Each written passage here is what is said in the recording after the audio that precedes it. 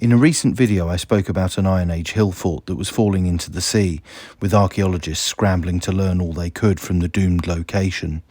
Well, now it seems there could be another historic site destined to crumble into the waves, the iconic Tintagel Castle in Cornwall, a location intricately linked with the legend of King Arthur. The first connection of Arthur with Tintagel derived from Geoffrey of Monmouth in his Historia Regum Britanniae, the history of the kings of Britain, written in about 1136. According to the Welsh author, who was writing several centuries after the supposed age of Arthur, the rocky outcrop at Tintagel was the site of the legendary king's conception. According to Geoffrey of Monmouth and the legend he claims to be relaying, Arthur's father was Uther Pendragon, the king of all Britain. Uther goes to war against Gorlois, the king of Cornwall, to capture his wife Igraine, with whom Uther has fallen in love. Gorlois defends himself against Uther's armies at his fort in Dimilioch, but he sends Igraine to stay within the walls of Tintagel Castle, his most secure redoubt.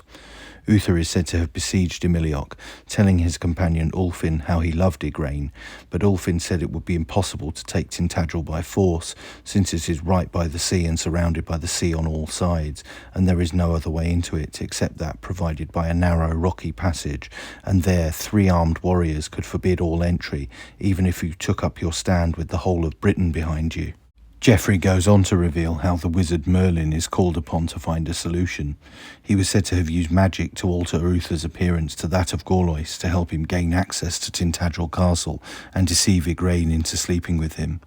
The ruse succeeds and, as the story goes, in that night was the most famous of men, Arthur, conceived. Merlin's price for his part in the ploy was to be given the resultant child, the boy Arthur, to raise himself. Now English Heritage says the site, which has a medieval castle ruin as well as a far older Dark Ages settlement, is perilously close to falling into the sea. It has been placed on the Heritage Organisation's at-risk register. English Heritage says that the rate of recent land loss is alarming. It has launched a £40,000 fundraiser to help repair and protect historic sites, including Tintagel. Rob Woodside, Director of Estates at English Heritage, said, "Erosion along England's coastline is nothing new, but the rate of land loss we have seen over the past few years is alarming, and some scenarios indicate that sea levels could increase by up to 1 metre by the end of the century." He added, "To give this some context, last century sea levels rose by 14 centimetres along the southern coast of England." Although Tintagel is by its very nature a transient site, with portions being swallowed by the waves as far back as the 14th century, there should still be concern for its future. That's it for this video. Don't forget to like, share, and most importantly subscribe, and thanks for watching. You can also support this channel on Subscribestar, link in description.